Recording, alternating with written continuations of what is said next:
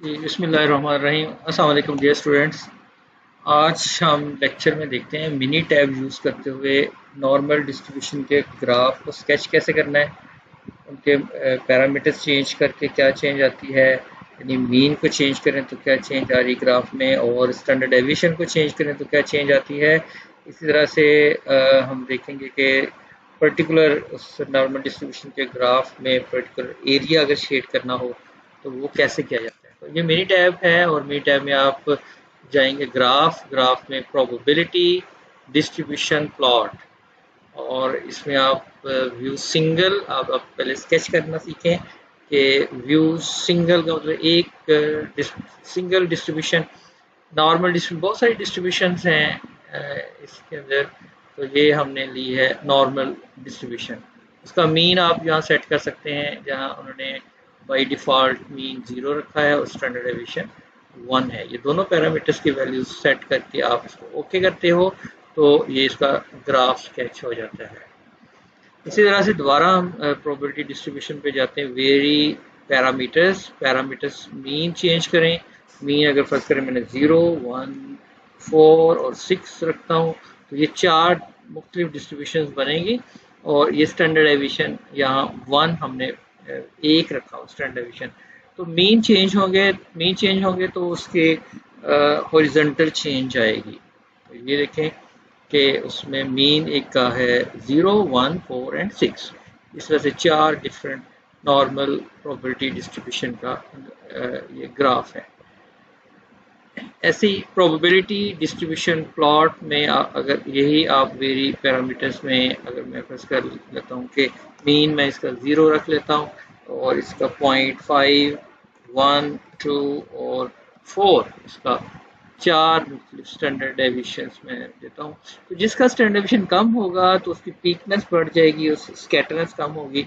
जैसे यहाँ 4 है उसकी स्कैटरनेस बहुत ज़्यादा होगी।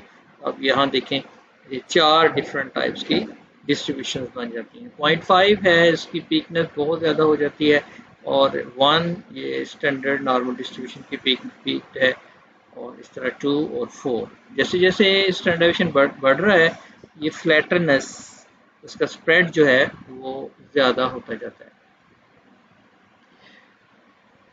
इसी में अगर आप एरिया की बात करें तो एरिया शेड करने के लिए दो हैं, या तो आप इसमें एरिया शेडेड एरिया या आप प्रोबेबिलिटी असाइन कर देते हैं। प्रोबेबिलिटी जैसे इसमें भी right tailed, left tailed, both tails और मिडल वैल्यू दो आपको इसी पॉइंट्स के दरमियान आप एरिया शो कर सकते हो। तो जैसे लेफ्ट टेल्ड अगर फर्स्ट कर लें मैंने 0.05 यानी 5%, सॉरी राइट टेल्ड मुझे 5% शो करना है एरिया, तो ये 5% एरिया इस तरह से शो हो जाता है। यही 5% अगर मुझे लेफ्ट पर रिक्वायर्ड हो तो मैं अब ये व्यू प्रोबेबिलिटी में जाऊंगा और वहां से शेडेड एरिया में अब ये लेफ्ट टेल्ड है। लेफ्ट टेल्ड में अगर मुझे 5% रिक्वायर्ड है तो देखें ये वाला ग्राफ आपको 5% लेफ्ट टेल्ड मिल जाता है। सो इस तरह से आप graph shaded area let's say कि अगर आप देखें वैल्यू अगर मैं असाइन करना चाहूँ, यहाँ मैं चाहता हूँ कि 1 से ऑनवर्ड एरिया मुझे रिक्वायर्ड है, तो अगर मैंने यहाँ वैल्यू x की वैल्यू 1 असाइन कर दी और 1 टू ऑनवर्ड उसका एरिया साथ उसकी प्रोबेबिलिटी भी शो करता है, और इसी तरह से मुख्तलिफ वैल्यूज आप x की असाइन करके इसका ग्राफ स्केच कर सकते हो। आप यही लेफ्ट टेल्ड हो सकता है, राइट टेल्ड हो सकता है, बोथ टेल्स हो सकता है, या फिर पर्टिकुलर टू वैल्यूज में लेट्स से -2 टू 1 अगर मुझे असाइन करनी है, ये एरिया लेना है शेडेड एरिया। सो इस तरह से x की दो वैल्यूज आप असाइन कर देंगे -2 टू 1। तो एक दो और वैल्यूज हम असाइन कर लेते हैं।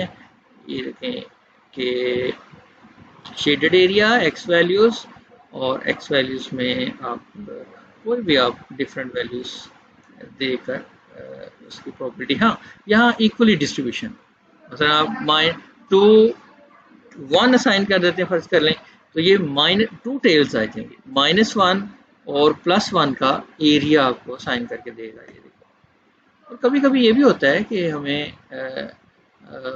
प्रोबेबिलिटी का पता होता है, तो उसको देखें कैसे साइन करते हैं। तो प्रोबेबिलिटी की बोथ टेल्स अगर मुझे रिक्वायर्ड हैं 5%, तो वो इस तरह से यहाँ दोनों टेल्स में 5%, 5% बोथ टेल, यानी टोटल एरिया शेडेड 10% होगा और बोथ टेल्स 5%, नहीं 5% को उसने डिस्ट्रीब्यूट कर दिया है, यानी